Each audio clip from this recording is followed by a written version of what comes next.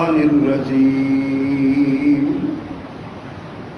من همزه ونفخه ونفثه بسم الله الرحمن الرحيم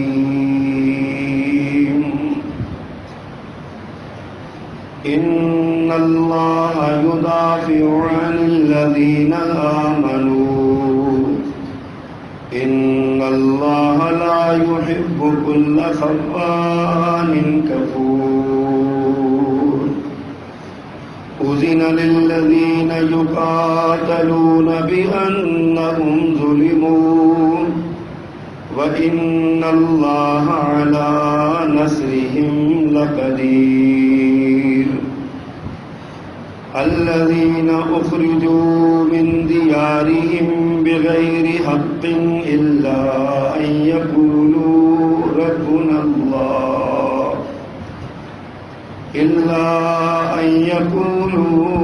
ربنا الله ولولا دفع الله الناس بعضهم ببعض لهدمت صوامع وبيع وصلوات ومساجد يذكر فيها اسم الله كثيرا ولينصرن الله من ينصره إن الله لقوي عزيز الذين إن مكناهم في الأرض أقاموا الصلاة وآتوا الزكاة وأمروا بالمعروف ونهوا عن المنكر ولله عاقبة الأمور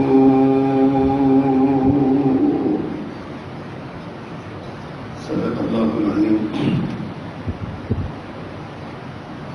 حمد و ثنا اور تعریف و تسبیح اللہ جل جلالہ کے لیے، درود و سلام امام الرسول خطیب الانبیاء سید ولد آدم رسول محتشم نبی معظم امام الہدیٰ رسول خدا جناب محمد رسول اللہ صلی اللہ علیہ وآلہ وصحبہ وسلم کی ذات والا سے بات کری۔ مختصر کلمات حمد و صلات کے بعد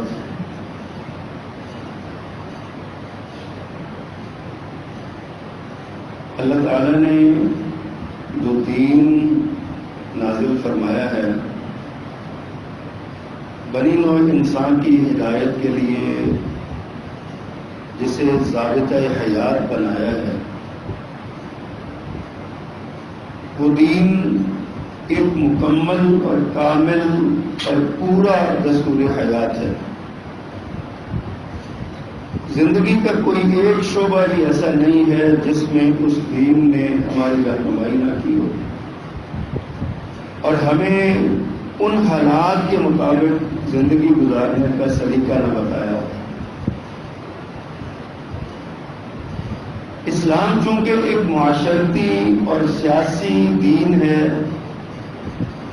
جس کے اندر زندگی کے تمام شعبہ جات کی طرف رہنمائی ہے، اس لیے اس دین کو اس کے ایک حصے پر عمل کرنا، ایک کو نہ کرنا، آدھا مان لینا آدھا نہ ماننا، یہ نہ تو اسلام کے مزاج کے مطابق ہے اور نہ ہی اس سے ایک انسانیت کو کچھ فائدہ ہوتا ہے۔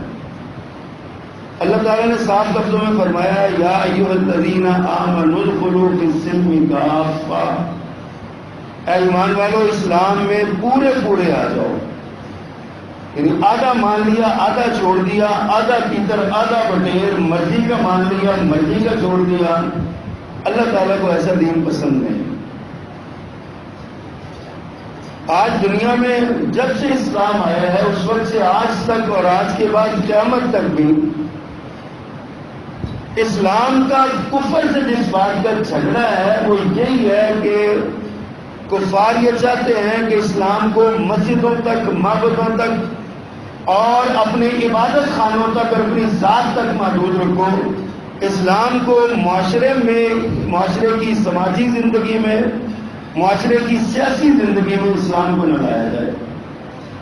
جبکہ اسلام کی اٹھان ہی ایسی ہے، اسلام کا پیغام ہی ایسا ہے کہ اس میں آٹومیٹیکلی ہر شعبہ اس میں آ جاتا ہے. تو بندہ اسے اعراض کر ہی نہیں سکتا کہ میں وہ مان لوں وہ چھوڑ دوں، وہ مان لوں وہ چھوڑ دوں. جو آئے گا وہ پورا آئے گا، ورنہ نکل جائے گا. اللہ تعالیٰ کو پسند ہی نہیں ہے یہ بات.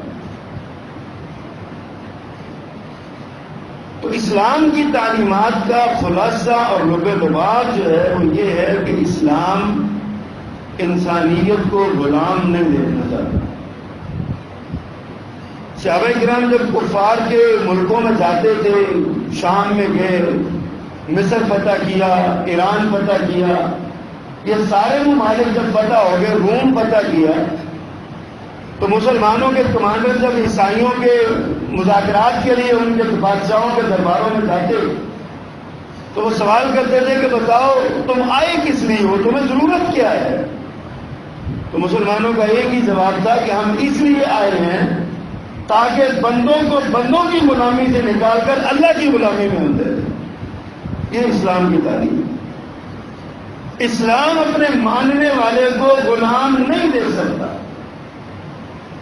1935 میں لارڈ میکالے نے پورے بر صغیر کا دورہ کیا تھا، اور اس کے بعد اس نے جو برطانیہ کی پارلیمنٹ میں رپورٹ پیش کی تھی، اس نے صاف لفظوں میں کہا تھا میں نے بر صغیر کے تمام مذاہب کا مطالعہ کیا ہے، ہر مذہب کی دینی اور مذہبی کتاب میں ایک چیپٹر ایسا موجود ہے کہ تم پر اگر کبھی غلامی کا وقت آئے تو تم نے کیسے گزارنا ہے. مسلمانوں کی مذہبی کتاب میں یہ چیپٹر تو کیا ایک لفظ بھی موجود نہیں ہے اگر تم پر غلامی آ جائے تم نے کیسی زندگی گزارنی ہے. اس کا مطلب یہ ہے کہ اسلام بنیادی طور پہ آزادی پسند ہی ہے. اسلام بندے کو اللہ کا غلام بنانا چاہتا ہے جو حقیقی رب ہے. اسی لیے عبداللہ صرف اللہ کی صفت ہے. اللہ کے ساتھ عبداللہ ہونا، یہ بندے کا اللہ کا غلام ہونا، یہ اللہ کی ذات کے ساتھ وابستہ ہے. اسلام کے اندر عبد النبی عبد الرسول نام رکھنا بھی شرک ہے.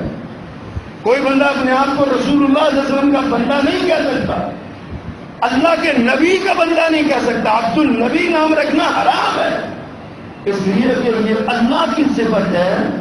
اللہ کی ذات کو حق ہے یہ کہ انسانیت اس کی غلام بنے، انسانیت اس کی بندہ بنے، اور انسان جو ہے صرف اللہ کے سامنے جھکے. یہ اللہ کا حق ہے. اب اللہ سبحانہ و تعالیٰ کی تعلیم یہ ہے کہ تم میرے بن جاؤ تو میں تمہیں ساری دنیا سے آزاد کر دوں گا، معاشی طور پہ بھی، سیاسی طور پہ بھی، معاشرتی طور پہ بھی، اخلاقی طور پہ بھی، ہر لحاظ سے تم غیر مسلم جتنے ہیں ان سب سے آزاد ہو جاؤ گے. تمہاری اپنی ایک تہذیب ہے، اپنا ایک کلچر ہے، تمہارا اپنا ایک دین ہے، اس دین پر عمل کرو. تمام انبیاء کی تاریخ آپ پڑھ کے دیکھ لیں، ان میں یہی ملتا ہے. حضرت موسیٰ علیہ السلام آئے تو انہوں نے اپنی قوم سے جا کے کیا کہا تھا؟ بادشاہ کے دربار میں گیا، انہوں نے کہا تھا ارسل معنا، ہم تمہارے پاس آئے ہیں اس لیے کہ ہماری قوم ہمارے ساتھ بھیج دو. ہم اپنی قوم کی آزادی کا مطالبہ لے کے آئے ہیں. 200 سال سے تم نے ان کو غلام بنا رکھا ہے، ان کو ہمارے ساتھ بھیجو، ہم اس کو آزاد کرنا چاہتے ہیں. یہ نبیوں کی تعلیم ہے. پیارے پیغمبر صلی اللہ علیہ وسلم کی میں ذکر کر چکا ہوں. صحابہ کرام نے صاف لفظوں میں ارشاد فرمایا کہ ہم لوگوں کو لوگوں کی غلامی سے نکال کر لوگوں کے رب کی غلامی میں دینے کے لیے ہمارا جہاد ہے، ہم اس مقصد کے لیے جہاد کرتے ہیں. پھر اللہ تعالیٰ یہ فرماتے ہیں کہ اگر تم میرے راستے پر نکلو گے تو میں تمہیں تنہا نہیں چھوڑوں گا. جو آیات میں نے آپ کے سامنے پڑھی ہیں یہ 17ویں پارے کی سورۃ الحج کی ہیں، ان پر غور فرمائیں. اللہ فرماتے ہیں ان اللہ یدافع عن الذین آمنوا، اللہ مومنوں سے لوگوں کو دور کر دے گا، تباہ کر دے گا. مفسرین نے لکھا ہے کہ صلح حدیبیہ کے موقع پر عالم یہ تھا کہ مسلمانوں کو بیت اللہ میں جانے کی اجازت نہیں دی گئی، مسلمانوں کو عمرے کے لیے جانے نہیں دیا گیا. حدیبیہ کے مقام سے واپس آنا پڑا. یہ 6 ہجری کا واقعہ ہے. صرف 2 سال کے بعد 8 ہجری میں نہ صرف یہ کہ مکہ فتح ہوا بلکہ پورے عرب پر اسلام کا جھنڈا لہرایا. اذا جاء نصر اللہ والفتح ورأیت الناس يدخلون فی دین اللہ افواجا. فرمایا آپ نے دیکھ لیا اللہ کی جب مدد آ گئی تو لوگ گروہ در گروہ، چوک در چوک، گروپ در گروپ، پوری قوم اور قبیلہ اللہ کے دین میں داخل ہو گئے.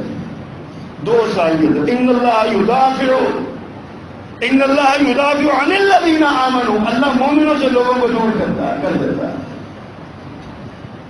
اللہ اکبر. لیکن ساتھ ہی اللہ نے فرمایا ان اللہ لا یحب کل خوان کفور. اللہ کسی خائن اور ناشکرے کو پسند نہیں کرتا.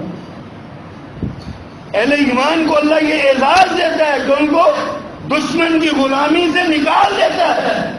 لیکن اگر یہ لوگ خیانت کریں گے اور اگر یہ لوگ اللہ کی ناشکری کریں گے تو اللہ سبحانہ و تعالیٰ پھر یہ غلامی دوبارہ بھی مسلط کر سکتے ہیں.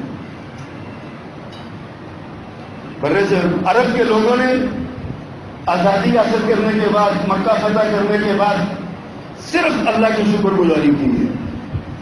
اللہ کا شکر کیا ہے؟ اللہ نے ذکر کیا قرآن مجید کے اسی مقام پر. اگلی آیت فرمایا اذن للذین یقاتلون بانہم ظلموا. یہ پہلا حکم ہے جہاد کے. جب جہاد فرض ہوا فرمایا اب اجازت دی جاتی ہے ان لوگوں کو لڑنے کی جن پر ظلم کیا گیا، کیونکہ ان پر ظلم کیا گیا ہے نا. مظلوم اسلام مظلومیت نہیں پسند کرتا. پیارے پیغمبر کا فرمان ہے قوی مومن، طاقتور مومن کمزور مومن سے بہتر ہے. اگرچہ دونوں خیر میں ہیں لیکن طاقتور جو ہے وہ کمزور مومن سے کئی درجے بہتر ہے. اسلام مومن کو طاقتور بننا چاہتا ہے. اب آپ غور کیجیے اس بات کو. اللہ نے اجازت دے دی. فرمایا وَإِنَّ اللَّهَ عَلَىٰ نَصْرِهِمْ لَقَدِيرٌ. اللہ ان کی مدد پر قادر بھی ہے. الَّذِينَ أُخْرِجُوا مِن دِيَارِهِمْ بِغَيْرِ حَقٍّ إِلَّا أَن يَقُولُوا رَبُّنَا اللَّهُ. فرمایا وہ لوگ ناحق بے وجہ اپنے گھروں سے نکال دیے گئے. ان کا جرم صرف یہ تھا ان یقولوا ربنا اللہ. وہ کہتے تھے کہ ہمارا رب اللہ ہے. اللہ کو ایک ماننے کی پاداش میں ان کو ان کے ملکوں سے نکال دیا گیا.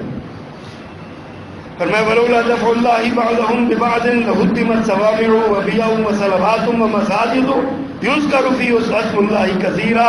فرمایا اگر اللہ لوگوں کو ایک دوسرے سے دور نہ کرے، ایک دوسرے سے ہٹائے نہ، تو زمین میں بدامنی پھیل جائے. نہ مسجدیں محفوظ رہیں، نہ گرجے محفوظ رہیں، نہ عبادت خانے محفوظ رہیں، نہ معبد یہودیوں کے محفوظ رہیں، کچھ بھی محفوظ نہ رہے، ہر شے برباد ہو کے رہ جائے. اور لوگ قتل ہو وہ ایک الگ بات ہے اگر اللہ ان کو دور نہ کرے. اللہ اکبر. اگلی آیت میں اللہ کیا فرماتے ہیں؟ یہ اللہ نے فارمولہ دیا ہے. جب تمہیں آزادی مل جائے، جب مومن آزاد ہوتا ہے، آزاد مملکت کا باسی بنتا ہے، آزاد ملک میں کے اندر رہتا ہے، تو وہ کیا کرتا ہے؟ الذین ان مکناہم فی الارض اقاموا الصلاۃ وآتوا الزکاۃ وامروا بالمعروف ونہوا عن المنکر. فرمایا کہ جب اس کو ہم، وہ لوگ جن کو جو ایمان لائے، الذین ان مکناہم، وہ لوگ جن کو ہم ٹھکانہ دے دیں، ملک دے دیں، مکان دے دیں، تو پھر کیا کرتے ہیں؟ فی الارض زمین میں کیا کرتے ہیں؟ وہ اقاموا الصلاۃ، سب سے پہلے نظام ہے صلاۃ قائم کرتے ہیں. یہ نہیں کہ جنہیں پڑھنی پڑھ لو، جنہیں نہیں پڑھنی نہ پڑھو. مسلمان مملکت میں نظام صلاۃ، نماز کا نظام قائم کرنے کا حکم ہے. حضرت عمر رضی اللہ تعالیٰ عنہ، خود رسول اللہ صلی اللہ علیہ وسلم نے ایسے نہیں کہا تھا تو جماعت کے ساتھ نماز نہیں پڑھتے میرا جی چاہتا ہے میں ان کے گھروں کو آگ لگا دوں. مجھے ڈر ہے کہ ان کے گھروں میں بچے اور عورتیں ہیں، اس وجہ سے میں رکتا ہوں، ورنہ اپنی جگہ پہ مسلح میں کسی کو کھڑا کروں، ان گھروں کو جا کے آگ لگا دوں جو نماز کے لیے مسجد میں نہیں آتے. اب یہ صفت ہے اسلامی مملکت کی، اسلامی نظام کی. الذین ان مکناہم فی الارض اقاموا الصلاۃ، نماز قائم کرتے ہیں، نماز کا نظام قائم کرتے ہیں.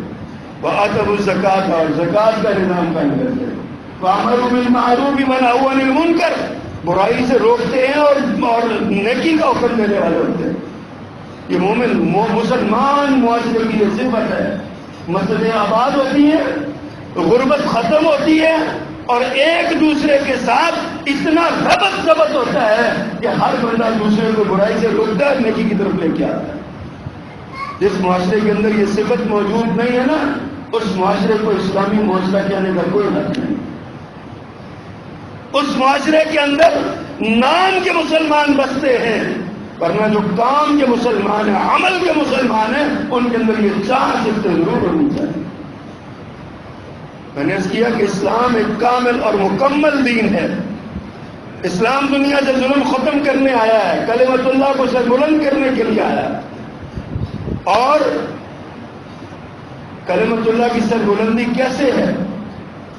اللہ کی توحید نافذ ہو، شرک کا کوئی مرکز، کوئی اڈا اسلامی مملکت میں قائم نہ ہو. آج لوگ ریاست مدینہ کی مثال دیتے ہیں، ہم ریاست مدینہ بنانا چاہتے ہیں، ریاست مدینہ جیسا ملک بنانا چاہتے ہیں پاکستان کو. 5 ہجری کے بعد کی ریاست مدینہ، جب ایک کامل اور مکمل نظام نافذ ہوا تھا، اس 5 ہجری کے بعد کی ریاست مدینہ میں تاریخ کی کتابوں سے کھول کے دکھایا جائے، سیرت کی کتابوں سے نکال کے دکھایا جائے، خلفائے اربعہ کے ادوار میں بتایا جائے کہ اس ریاست مدینہ میں کتنے مندر بنے، کتنے گردوارے بنے، کتنے چرچ بنے، اور کس قدر غیر مسلموں کی عبادت گاہیں بنی ہیں. ریاست مدینہ اس کو کہتے ہیں. ریاست مدینہ کا کام اور صفت یہ ہے، ریاست مدینہ کی تعریف یہ ہے، وہاں پہ اللہ کی توحید کی سربلندی ہو، اللہ کے ساتھ کوئی شرک کرنے والا نہ ہو. اللہ کو سب سے بڑی گالی یہ اللہ کے ساتھ شرک کرنا ہے. اس کی ذات میں کیا جائے، صفات میں کیا جائے، افعال میں کیا جائے. آزادی کا مطلب اللہ کی غلامی ہے. آزادی کا مطلب اللہ کے نظام کی اطاعت ہے. آزادی کا مطلب اللہ کے رسول کی فرمانبرداری ہے. آزادی کا مطلب اللہ کے نازل کردہ دین کے مطابق زندگی گزارنا ہے. آزادی کا مطلب یہ نہیں کہ مادر کی طرح آزاد ہو گئے ہو. آج ہم دیکھتے ہیں گلیوں میں، بازاروں میں بازوں کے بجنے کی آواز آ رہی ہے، پیپڑیوں کی پیپی کی آواز آ رہی ہے. اور میں سوچ رہا تھا 14 اگست 1947 کے بعد تو بر صغیر کی فضائیں لوگوں کی سرسیوں سے گونجی تھی. 14 اگست 1947 کے بعد ماؤں بہنوں بیٹیوں کی عصمت سے بچتے ہوئے جو چیخیں بلند ہوئی تھی وہ چیخیں تھی. اور آج اس ملک میں پیپڑیاں بجائی جا رہی ہیں اور باجے بجائے جا رہے ہیں اور کہا جا رہا ہے کہ ہم دلیں منا رہے ہیں. ہمیں ہمارے اصل مقصد سے دور کر دیا گیا. ہمیں جس مقصد کے لیے یہ پاکستان بنایا گیا تھا اس سے دور کر دیا گیا. ہمیں ہماری نوجوان نسل کو اس سے باغی کر دیا گیا ہے. کوئی علم نہیں ہے کسی کو بھی. آپ کبھی دیکھیے تو صحیح، تاریخ کی کتابیں اس بات پر شاہد ہیں. اور ابھی وہ لوگ ختم نہیں ہوئے جنہوں نے بر صغیر کا وہ ماحول دیکھا. 14 اگست 1947 کے بعد کے 6-7 مہینے دیکھے ہیں جنہوں نے، وہ دنیا سے معدوم نہیں ہوئے، ختم نہیں ہوئے. کبھی ان سے پوچھ کے دیکھیے، کبھی ان کے پاس بیٹھ کے دیکھیے. بالخصوص وہ لوگ جو پنجاب کے، جو مشرقی پنجاب کے مختلف حصے ان سے ہجرت کر کے آئے، ان سے پوچھ کے دیکھیے. اور میں حیران ہوتا ہوں، اکثر میں یہ آیت پڑھتا ہوں، اللہ سبحانہ و تعالیٰ نے فرمایا وَاذْكُرُوا إِذْ أَنْتُمْ قَلِيلٌ مُسْتَضْعَفُونَ فِي الْأَرْضِ تَخَافُونَ أَن يَتَخَطَّفَكُمُ النَّاسُ فَآوَاكُمْ. سبحان اللہ. ایسا لگتا ہے جیسے میرے ماحول کا نقشہ کھینچا ہوا، ایسا لگتا ہے جیسے بر صغیر کا نقشہ کھینچا ہوا.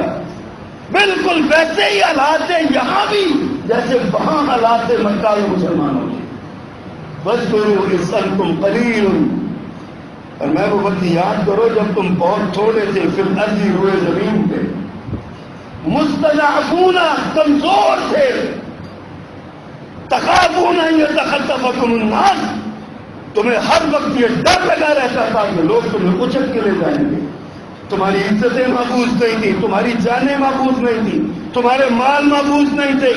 تخافون ان يتخطفكم الناس فآواكم، اللہ نے تمہیں ٹھکانہ دیا، اللہ نے ٹھکانہ دیا، ورزقکم من الطیبات، اور تمہیں پاکیزہ رزق دیا، کس لیے دیا؟ لعلکم تشکرون، تاکہ تم شکر گزار ہو جاؤ۔ یہ مدینہ والوں سے کہا کہ مدینہ والوں ذرا یاد کرو اس وقت کو، سورۃ الانفال پڑھ کے دیکھیں، مکہ والوں کی حالت زار پہ غور کریں، تپتے ہوئے انگاروں پہ لیٹے ہوئے بلال کو دیکھیں، کبھی سمیہ کو دیکھیں، کبھی عمارہ کو دیکھیں، کبھی یاسر کو دیکھیں، کبھی بلال حبشی کو دیکھیں، کبھی میرے نبی کے ان صحابہ حضرت عثمان رضی اللہ تعالیٰ عنہ جیسا صحابی سرمایہ دار آدمی، اس کے چچا نے ایک صف میں لپیٹ کے سب کو گیلا کر کے آگ لگائی اور دھوئیں کے ساتھ جناب عثمان کو آزاد دیا گیا۔ کبھی پڑھ کے تو دیکھیے تاریخ، ان کا کیا حال تھا، حتیٰ کہ صحابہ کرام تڑپ اٹھے، میرے آقا کعبۃ اللہ کی دیوار سے ٹیک لگا کے بیٹھے ہیں، بعض صحابہ نے آ کے عرض کیا اللہ کے پیغمبر متی نصر اللہ، اللہ کی مدد کب آئے گی جس کا آپ وعدہ کر رہے ہیں، کب آئے گی یہ مدد؟ پیارے پیغمبر نے بیت اللہ کی دیوار چھوڑی، ٹیک چھوڑی، آگے ہوئے، فرمایا ابھی تو تم پہ وہ حالات نہیں آئے جو تم سے پہلے لوگوں پہ گزرے ہیں، الا ان نصر اللہ کریم، حوصلہ کرو، اللہ کی مدد آنے والی ہے، اللہ کی مدد آنے والی ہے۔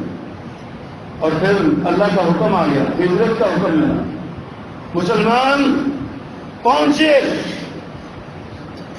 مدینہ منورہ کی طرف، یثرب کی طرف، مسلمان گئے، وہاں پہ جا کے جو حالات گزرے اس سفر ہجرت کے وہ ایک الگ داستان ہے، کس طرح لوگوں نے اپنے مال و جان کو قربان کیا، کس طرح لوگوں نے اپنی اولاد کو قربان کیا، کس طرح لوگوں نے، حضرت عبد الرحمن بن عوف رضی اللہ تعالیٰ نکلنے لگے، گھر والے آ گئے، ماں باپ آئے، کہا بھائی آئے، کہا کیسے جا رہے ہو، جو کمایا پیسے ہمیں لے کے جاؤ، پیسے دے دیے، کچھ اور آگے گئے، بڑا بھائی آیا، کہا یہ اونٹ میرا ہے مجھے دے کے جاؤ، کچھ اور آگے گئے، سسرال والے آگے، کہا بیٹی اس لیے نہیں دی تھی دے دو، ہماری بیٹی واپس کرو، بیٹی کو بیوی کو بھی چھوڑ دیا، تھوڑا اور آگے گئے تو دادا دادی آگے، یعنی باپ اور ماں آگے، کہا یہ بچہ یہ پوتا ہمارا ہے، ہم اس کو تمہارے ساتھ نہیں جانے دیں گے، جانا ہے تو اکیلے جاؤ۔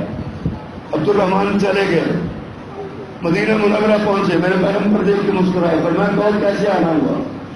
کہا آقا سب کچھ لٹا کے آیا، ایمان بچا کے آیا۔ کہا عبد الرحمان کچھ بھی نہیں کمایا، سب کچھ بچا کے لے آئے۔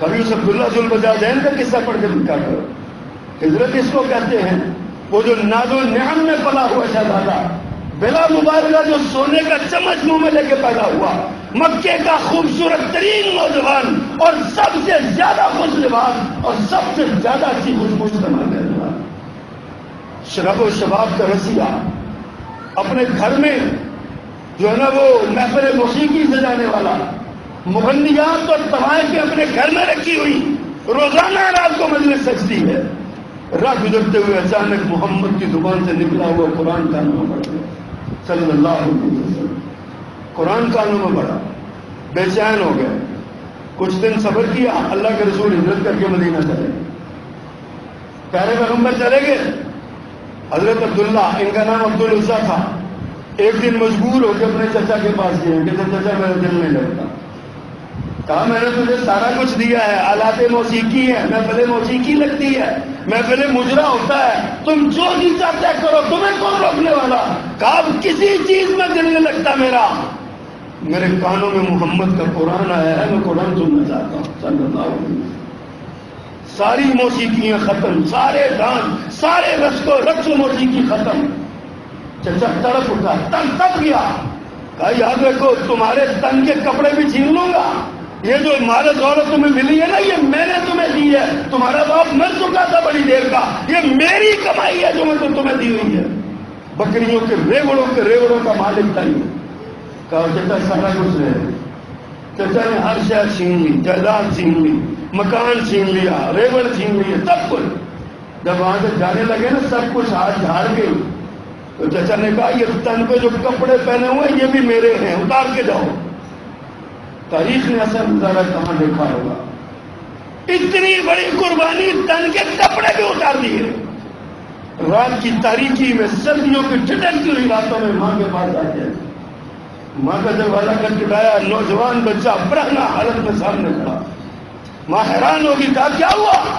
کہا چچا نے سب کچھ چھین لیا اس لیے کہ میں نے محمد کا کلمہ پڑھ لیا صلی اللہ علیہ وسلم۔ ماں بھی کافر تھی، کہا کہ میرے پاس کیا لینے آیا، دبا ہو جاؤ۔ کہا ماں تن ڈھانپنے کو ایک چادر چاہیے، ایک سطر ڈھانپنے کو چادر چاہیے۔ ماں نے دروازے پہ لٹکا ہوا ٹاٹ اتارا اور منہ پہ دے مارا، کہا جاؤ لے لو۔ اس کو پھاڑا، آدھے کے ساتھ سطر ڈھانپا، آدھا کندھوں پہ ڈالا، اور آج سے 1400 سال، 1500 سال پہلے تقریباً، ذرا تصور تو کرے، مکہ سے مدینہ، سردیوں کی راتیں، تن پہ کپڑا بھی کوئی نہیں، پاؤں پہ جوتا بھی کوئی نہیں، ناز و نعم میں پلا ہوا شہزادہ جس کو کبھی سوئی بھی نہیں چبھی تھی، آج کس مقصد کے لیے اتنی بڑی قربانی دے کے جا رہا تھا؟ چلتا چلتا چلتا چلتا پتہ نہیں کتنے مہینے لگے ہوں گے، پہنچا مسجد نبوی میں، رات کی تاریکی میں چھپ کے بیٹھ گیا۔ پیارے پیغمبر صبح آئے، دیکھا کوئی بندہ ہے نماز کے لیے آیا، پوچھا کون ہو؟ کہا کہ عبدالعزیٰ۔ میرے پیغمبر گڑبڑا گئے، کہا کون عبدالعزیٰ؟ کون عبدالعزیٰ؟ کہا وہی جو آپ سمجھے ہیں، مکے کا شہزادہ عبدالعزیٰ۔ اور وہ عبدالعزیٰ تیرا یہ کیا حال ہوا؟ کہا میں نے آپ کی زبان سے قرآن سن لیا اور میں آتا ہوں، مجھ سے چچا نے سب کچھ چھین لیا، کچھ میرے پاس باقی نہیں رہا، سب کچھ لٹا کے گیا، ایمان بچا کے گیا۔ میرے آقا نے فرمایا آج کے بعد تیرا نام عبداللہ ہے، اور ذوالبجادین لقب رکھ دیا، ایسا لقب 2 ٹاٹوں والا، 2 ٹاٹ پہن کے آنے والا۔ ہجرت اس کو کہتے ہیں، ہجرت کس کو کہتے ہیں؟ 2 ٹاٹوں۔ اور پھر وقت گزرا، فوت ہو گیا نا، ایک سفر میں فوت ہو گئے۔ میرے پیغمبر اس کی قبر میں اترتے ہیں، قبر میں، اور قبر میں جا کے اللہ سے دعا کرتے ہیں، اللہ آج شام تک میں اس سے راضی تھا، تو بھی اس سے راضی ہو۔ کیسی سعادت ہے یہ ہجرت کا، یہ 100 روپے بے شمار داستانیں ہیں۔ ان مسلمانوں کے لیے کہا وَاذْكُرُوا إِذْ أَنْتُمْ قَلِيلٌ مُسْتَضْعَفُونَ فِي الْأَرْضِ تَخَافُونَ أَنْ يَتَخَطَّفَكُمُ النَّاسُ فَآوَاكُمْ وَأَيَّدَكُمْ وَأَيَّدَكُمْ بِنَصْرِهِ وَرَزَقَكُمْ مِنَ الطَّيِّبَاتِ۔ تمہاری تائید بھی کی، تمہاری نصرت کے ساتھ اللہ نے اپنی نصرت سے تمہاری تائید کی، وَرَزَقَكُمْ مِنَ الطَّيِّبَاتِ، پاکیزہ رزق بھی دیا، لَعَلَّكُمْ تَشْكُرُونَ، تاکہ تم شکر گزار ہو۔ حضرات ذرا اس آیت کے تناظر میں اپنے حالات دیکھیے، بر صغیر میں مسلمانوں کی حالت ہزار دیکھی تھی، آج دیکھ رہے ہیں بابری مسجد کا کیا بنا ہے، تاج محل پہ کون نظریں گاڑے بیٹھا ہے، بیچیوں نہیں سینکڑوں مسجدوں پر نشان لگائے ہوئے انہوں نے، ہم نہیں رہنے دیں گے۔ اور کبھی داستان ہجرت پڑھ کے دیکھا کریں، میں نے پاکستان بنتے دیکھا، کتابیں وہ پڑھ کے دیکھا کریں، آپ کو یہ پتا چلے کہ کتنی مسجدیں تھیں جن مسجدوں کو آج استبل کی شکل دی گئی ہے۔ لیکن میں کس کی آگے رونا روں دل کو کہ پیٹوں جگر کو میں، وہاں پہ مسجدوں کو استبل بنا دیا گیا، یہاں پہ مسجدوں کو رقص گاہیں بنا دیا گیا، یہاں پہ مسجدوں میں ناچ ہوتا ہے، یہاں پہ فلموں کی شوٹنگ ہوتی ہے، اور لیکن کیا قوم فروختن بچے ارزاں فروختن 30,000 روپیہ لے کے پوری مسجد دے دی، یہاں پہ تو فلموں کی شوٹنگ ہے۔ میں کس کو رہوں؟ یہ آزادی ہے؟ اس لیے یہ آزادی حاصل، اللہ نے فرمایا تھا الذین ان مکناہم فی الارض اقاموا الصلاۃ وآتوا الزکاۃ وامروا بالمعروف ونہوا عن المنکر۔ یہ 4 کام کرتے ہیں اللہ جب مومنوں کو حکومت دیتا ہے۔ یہاں کے مومنوں نے حکومت پائی ہے، اور حکومت پانے کے بعد کیا کیا ہے؟ مسجدوں کو رقص گاہیں بنا دیا ہے، یہاں مدرسوں کو ڈھا دیا ہے، آگ لگا دی ہے، فاسفورس بموں کی بارش کر دی گئی ہے مدارس پہ۔ لوگوں کیا اس لیے تقدیر نہ چنوائے تھے تن کے، بن جائے نہ شیمن تو کوئی آگ لگا دے؟ کیا اس لیے آزادی حاصل کی تھی ہم نے؟ اور آج ہماری نوجوان نسل اس کو الحاد کی تعلیم دی جا رہی ہے، اس کو سیکولرزم پہ لگایا جا رہا ہے، اس کو لبرلزم پڑھایا جا رہا ہے، اسے کہا جا رہا ہے مذہب کی کوئی حیثیت نہیں ہے، مذہب تمہاری ذاتی زندگی کا معاملہ ہے، تم چاہو تو عمل کرو چاہو تو نہ کرو، یہ تمہارا مذہب کا دین اسلام کا معاشرتی زندگی سے کوئی تعلق نہیں ہے۔ یہ کالجوں میں سبق دیا جا رہا ہے، سکولوں میں سبق دیا جا رہا ہے، یونیورسٹیوں میں سبق دیا جا رہا ہے۔ آزادی اس لیے حاصل کی۔ کبھی امرتسر سے آنے والی اس بیٹی کو تو پوچھ کے دیکھو جس بہن کے سامنے اس کے 4 بھائیوں کو مارا گیا، جس بہن کی عصمت 70 درندوں نے لوٹی، اور جب اس کو مار کے ایک حساب سے پھینک کے کچھ ہوش دی، اس کو پانی کے چھینٹے ڈال کے پوچھا گیا، کبھی خدا کی قسم اس بہن کی حالت دیکھو۔ اس نے کہا نوجوانوں سوچو، ہم چوکوں اور چوراہوں میں کھڑے ہو کے اپنی راہ گزرتی بہنوں کو تکتے ہیں اور ہم سمجھتے ہیں بڑا مار کا مارا ہے ہم نے۔ اس سے پوچھو جس نے 4 بھائی گنوائے، اپنی عزت اٹھائی، جب ہوش آیا تو کہا کوئی بات نہیں، اللہ ان قربانی قبول کر لے، میری باقی بہنیں اور بھائی محفوظ ہو جائیں گے، پاکستان میں جا کے محفوظ ہو جائیں گے۔ یہاں پہ محفوظ ہے، یہاں تو 5-5 سال کی بچیاں محفوظ نہیں، یہاں تو 7-7 سال کے بچے محفوظ نہیں ہیں۔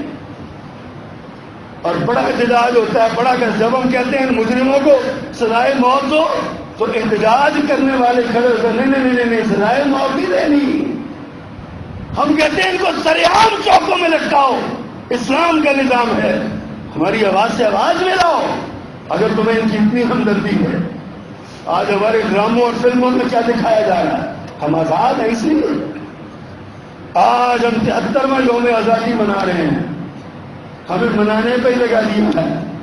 ہم نے کبھی جشن عید میلاد النبی منایا، کبھی ہم نے جشن عید آزادی منائی، کبھی ہم نے کچھ منایا کبھی کچھ منایا، جو منانے والا تھا وہ منایا نہیں، جس کو منانا چاہیے تھا اس کو منایا نہیں، اور شیطان کو راضی کرنے میں دن رات ہم نے کیا ہوگا۔ کیوں؟ کبھی ان کی داستانیں سن کے دیکھا کریں۔ اور لوگ کہتے ہیں پاکستان کو معاشی مجبوریوں کی بنا پر بنا تھا، معاشیات کی وجہ سے بنا تھا۔ بانی پاکستان قائد اعظم محمد علی جناح کی تقریریں سنیں، انہوں نے 4 مارچ 1946 کو شیلانگ نامی ایک علاقے میں تقریر کی، پھر 25 جنوری 1941 کو اس سے پہلے کراچی بار ایسوسیشن میں تقریر کی، 1 جولائی 1948 میں اسٹیٹ بینک کا افتتاح جب کیا، پاکستان کے قومی بینک کا آخری سرکاری تقریب تھی۔ یہ تقاریر قائد اعظم کی آن دی ریکارڈ موجود ہیں۔ حضرت قائد اعظم نے ایک ہی بات کہی تھی، لوگ کہتے ہیں یہاں پر شریعت کا نظام نافذ نہیں ہوگا، کیوں نافذ نہیں ہوگا؟ پاکستان اسلام کی تجربہ گاہ کے لیے بنا ہے۔ قائد اعظم نے اسٹیٹ بینک کی افتتاح کی تقریب میں خطاب کرتے ہوئے کہا تھا مغرب کا معاشی نظام اس انسانیت کو تحفظ نہیں دے سکا، ہم اسلام کا معاشی نظام نافذ کریں گے۔ اسلام کا معاشی نظام پتہ کیا ہے؟ سود ختم۔ میرے آقا نے فرمایا تھا میں اپنے خاندان کے سود، سب سے پہلے اپنے خاندان کے سود 5 تلے رہتا ہوں۔ سود ختم ہوتا ہے ریاست مدینہ میں۔ یہاں پہ کہا گیا تمہیں مکان بنا کے دیں گے، 10 لاکھ کا مکان ہے، تم نے 5 لاکھ اس پر ہمیں سود دینا ہے، اور پھر ہم تمہارے محسن کہلائیں گے، ہم ہاؤسنگ اسکیم بنائیں گے اور اس پر تم نے ہمیں 10 لاکھ روپے سود دینا ہے، پھر ہمیں محسن بھی ماننا، ہم نے تمہیں مکان بنا کے دیا ہے۔ اور جاؤ حکمرانی کرنی ہے تو ہم نے فاروق سے پوچھ کے دیکھو، حکمرانی کرنی ہے تو عثمان غنی کے دربار میں جاؤ، حکمرانی کرنی ہے تو علی حیدر کے دربار میں جاؤ۔ نہرو گاندھی نے ایسے نہیں کہا تھا، جب ان کی حکومتیں بنی نا، پاکستان بننے سے پہلے کانگریس کی حکومتیں بنی، مختلف وزراء نے خط لکھا نہرو صاحب ہمیں بتائیے کہ ہم کس طرح کی حکومت کریں، تو نہرو نے لکھا تھا، اس نے کہا میں مجبور ہوں یہ لکھنے پہ، حکومت کرنی ہے تو خلفائے راشدین جیسی کر کے دکھانا، میں ابو بکر و عمر کا نام لینے پہ مجبور ہوں، اور حکمرانی سیکھ رہی ہے تو ان سے سیکھ کے دیکھیے۔ آج آزادی کو خطرات لاحق ہیں، آج ملک کا جغرافیہ غیر محفوظ ہے، آج ملک کا نظریہ غیر محفوظ ہے، آج یہ وقت عزیز اپنی نظریاتی ساخت اور شناخت کے لیے غیر محفوظ ہو چکا ہے۔ کیوں؟ اس لیے کہ ہم نے نظریہ پاکستان سے وفا نہیں کی ہے۔ پاکستان کا مطلب کیا؟ لا الہ الا اللہ کا جو نعرہ تھا ہم نے اس نعرے سے وفا نہیں کی ہے. اور قرآن مجید کی جو آیات سورۃ حج کی میں نے آپ کے سامنے پڑھی ہے نا، انہی آیات کے آخر میں جا کے اللہ تعالیٰ نے یہ بات صاف کہہ دی ہے. فرمایا وَإِن يُكَذِّبُوكَ فَقَدْ كَذَّبَتْ قَبْلَهُمْ قَوْمُ نُوحٍ وَعَادٌ وَثَمُودُ وَقَوْمُ إِبْرَاهِيمَ وَقَوْمُ لُوطٍ وَأَصْحَابُ مَدْيَنَ وَكُذِّبَ مُوسَىٰ. آگے فرمایا فَأَمْلَيْتُ لِلْكَافِرِينَ ثُمَّ أَخَذْتُهُمْ فَكَيْفَ كَانَ نَكِيرِ. اللہ نے کئی قوموں کی مثال اپنے پیغمبر کا نام اپنے پیغمبر کو مخاطب کر کے کہا یہ تمہاری تکذیب کرتے ہیں نا، پریشان نہیں ہو، یہ کوئی نئی بات نہیں. پہلی قوموں نے بھی تم سے پہلوں نے، قوم نوح نے، قوم عاد نے، قوم ثمود نے، حضرت قوم ابراہیم نے، قوم لوط نے، حضرت موسیٰ علیہ السلام کو بھی جھٹلایا گیا، سارے انبیاء کو جھٹلایا. اللہ فرماتے ہیں میں مہلت دیتا ہوں اور پھر جب پکڑتا ہوں تو ان بطش ربک لشدید. فرمایا تیرے رب کی پکڑ بڑی سخت ہے. اللہ کی پکڑ آ جائے تو چھٹکارا ممکن نہیں ہے. حضرات ہم نے کہانیاں پڑھی ہیں، ہمیں علم نہیں ہے کہ یہ ملک کیسے حاصل کیا گیا. کبھی انگریزوں کی WW ہنٹر کی تاریخ پڑھ کے دیکھیں، اور انڈین مسلم نامی کتاب، اس کا ترجمہ بھی ہو چکا، وہ پڑھ کر دیکھیں، آپ کو پتہ چلے. لوگوں نے کتابیں لکھی ہیں. ڈاکٹر ٹامس نام کا ایک بندہ ہے، وہ لکھتا ہے کہ 1864 سے 1867 تک 3 سالوں میں 14,000 علماء کو پھانسی دی گئی. جرم کیا تھا؟ آزادی مانگتے تھے. 3 سالوں میں 14,000 علماء. یہ آپ کے لاہور کی شاہی مسجد، اس کے اندر مستقل پھانسی کا پھندا پھٹا لگا ہوا تھا. ایک دن میں 80 علماء کو سزائے موت دی گئی. کبھی علماء صادق پور کی تاریخ پڑھ کے دیکھیے، علماء پٹنہ کی تاریخ پڑھ کے دیکھیے، کبھی جزائر انڈمان کالا پانی کو پڑھ کے دیکھیے. آپ کو پتہ چلے کہ کس طرح علماء نے اس ملک کے اندر آزادی کی شمع جلائی ہے. آج انہی علماء کو سب سے بڑا کمی اور کمین سمجھ کے بے عزت کر کے ان کو ذلیل اور رسوا کیا جاتا ہے. جرم ان کا یہ ہے کہ وہ تمہارے اندر آزادی کی شمع جلا کے رکھتے ہیں، وہ تمہیں سبق دیتے ہیں کسی کا غلام نہیں بننا. علماء اپنی زبان سے تمہیں یہ درس دیتے ہیں کسی کا غلام نہیں بننا. امریکہ کی غلامی سے نکلو، یورپ کی غلامی سے نکلو، ہندو کی غلامی سے نکلو، عیسائی کی غلامی سے نکلو، مجوس کی غلامی سے نکلو، سکھوں کی غلامی سے نکلو ساری غلامیوں سے. علماء تمہیں کہتے ہیں رب کی غلامی میں آؤ، اللہ کی غلامی میں آؤ، پیارے پیغمبر کی اطاعت میں آؤ. عزت بھی ملے گی، وقار بھی ملے گا، کامیابی بھی ملے گی، سب کچھ ملے گا. لیکن تب جب تم محمد رسول اللہ کے فرمانبردار ہو جاؤ صلی اللہ علیہ وسلم. تاریخ میں یہ بات بھی رقم ہے، علماء کو زندہ پکڑ کے سور کی کھال میں لپیٹ کے زندہ علماء کو تندوروں میں پہن دیا جاتا تھا. کئی علماء کو زندہ پھینکا گیا. جرم کیا تھا؟ شاہ اسماعیل شہید کو مئی 1831 میں شہید کیا گیا. سید احمد شہید کو شہید کیا گیا. کیوں؟ جرم کیا تھا ان کا؟ انگریز نے ان کو مارا، اور مروانے والوں میں اس وقت کے صوبہ سرحد کے قوانین تھے جنہوں نے مخبریاں کی ان کی اور بتایا وہاں چھپے ہوئے. کبھی بالا کوٹ میں جائیں تو بالا کوٹ اڈے سے دائیں ہاتھ سید احمد شہید کی قبر ہے، اور بائیں ہاتھ تھوڑا اوپر جا کے سید اسماعیل شہید کی قبر ہے. آج بھی وہاں پہ ایک پتھر ہے جس میں 1831 کی گولیوں کے نشان لگے ہوئے، اس وقت کی رائفلوں کی جو گولیاں پتھروں میں لگے ہوئے. کبھی اپنی ہسٹری، نوجوانوں اپنی ہسٹری پڑھ کے دیکھا ہے، جانو اپنے آباء و اجداد کو انہوں نے اتنی قربانیاں کیوں دی ہیں، اتنی جانیں کیوں قربان کی ہیں. معاشیات کے لیے کوئی انگلی نہیں کٹاتا. یہاں پہ لوگوں نے بیٹے کٹوائے ہیں معاشیات کے لیے. معاشیات کا کئی لوگ وہاں پہ اربوں روپے کی جائیدادوں کے مالک تھے، چھوڑ کے آ گئے ہیں. کیوں چھوڑ کے؟ معاشیات کا مسئلہ تو کیوں چھوڑ کے آئے؟ معاشی معیشت تو ان کی وہاں بہت تھی، چھوڑ کے آئے لا الہ الا اللہ کے لیے.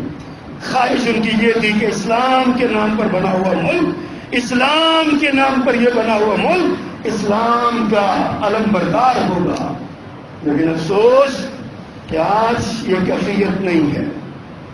اور اپنی بات کو سمیٹوں. بعض لوگ نا بڑے صوفی ہوتے ہیں اور کہتے ہیں کہ وطن کی محبت کی بات نہیں کرنی چاہیے. میں آج ایک جگہ میں پڑھ رہا تھا, مکہ فتح ہوا, پیارے پیغمبر مکہ میں گئے. آپ نا مکہ کی گلیوں میں دیوانہ وار پھرنے لگے. کبھی اپنے گھروں کو دیکھتے تھے, ان پر قبضہ کیا ہوا تھا کفار نے. کبھی اپنے عزیز و اقارب کی قبروں کے گھروں کو دیکھتے, کبھی مکہ کی گلیوں میں چلے جاتے. اتنا آپ کا والہانہ پن تھا اپنے وطن کے ساتھ, وابستگی تھی کہ انصار مدینہ پریشان ہو گئے. کہنے لگے لگتا ہے جس محبت سے اللہ کے پیغمبر گلیوں میں چل رہے ہیں نا, اللہ کے پیغمبر ہم واپس نہیں جائیں گے, اب یہیں پہ رہ جائیں گے. یہ محبت تھی میرے پیغمبر کی وجہ سے. انصار کو, پیارے پیغمبر کو انصار کے جذبات کا پتہ چلا. آپ نے فرمایا انصاری لوگ پریشان نہیں ہونا, میرا جینا بھی تمہارے ساتھ, میرا مرنا بھی تمہارے ساتھ. اب تمہارے پاس چلا گیا, تمہارے ساتھ ہی رہوں گا. لیکن وطن کی محبت میرے پیغمبر نے سکھائی. جب آپ ہجرت کر رہے تھے تو مکہ سے الوداعی پہاڑیوں میں کھڑے ہو کے کیا کہا تھا, اب مکہ تو اللہ کی سب سے پسندیدہ بہترین جگہ ہے, چھوڑنے کو جی نہیں چاہتا, لیکن تیرے رہنے والے مجھے رہنے نہیں دے رہے یہاں. اگر یہ مجھے رہنے دیتے تو میں کبھی نہ چھوڑ کے جاتا. وطن سے محبت میرے پیغمبر کی سنت ہے, اور میرے پیغمبر کی سنت ہونے کے ناطے وطن کی محبت ایمان کا حصہ ہے. اس وطن سے ہمیں محبت ہے اس لیے کہ ہمارے آباء و اجداد نے اس کے لیے قربانیاں دی ہیں. ہمارے بڑوں نے, مولانا ثناء اللہ امرتسری رحمۃ اللہ علیہ کا بیٹا شہید ہو گیا, آپ کی کروڑوں اربوں روپے سے زیادہ قیمتی لائبریری تباہ کر دی گئی. حضرت مولانا محمد رفیق خان پسوری, ہمارے رانا شریف صاحب کے والد صاحب ہیں, ان کے والد کا بازو کاٹ دیا سکھوں نے. وہ مسلمان عورتوں کو ان کے چنگل سے چھڑا کے لے جا رہے ہیں. جسم کا کوئی حصہ ایسا نہیں تھا جس پر بچیوں کے نکال نہیں. کبھی اپنے اسلاف کی تاریخ تو پڑھ کے دیکھیے. میں ذکر کر رہا ہوں, بڑی لمبی تاریخ ہے. تو نوجوانوں, آزادی کا جشن ضرور مناؤ, لیکن اللہ کو سجدی کر کے. آزادی کا جشن ضرور مناؤ, اللہ کا شکر کر کے. شکر کریں اللہ کا, آپ کو کوئی گائے کا پیشاب نہیں پینے کو مجبور کرتا. شکر کریں اللہ کا, آپ کو کوئی مندروں کو اور بتوں کو سجدہ کرنے میں مجبور نہیں کرتا. یہ آپ کی آزادی کی برکت ہے. شکر کریں اللہ کا. اللہ کا آج کا دن یوم تشکر ہے, اللہ کا شکر ادا کریں. اللہ سبحانہ و تعالی ہمیں آزادی کی قدر کرنے کی توفیق عطا فرمائے. سبحان ربک رب العزت عما یصفون وسلام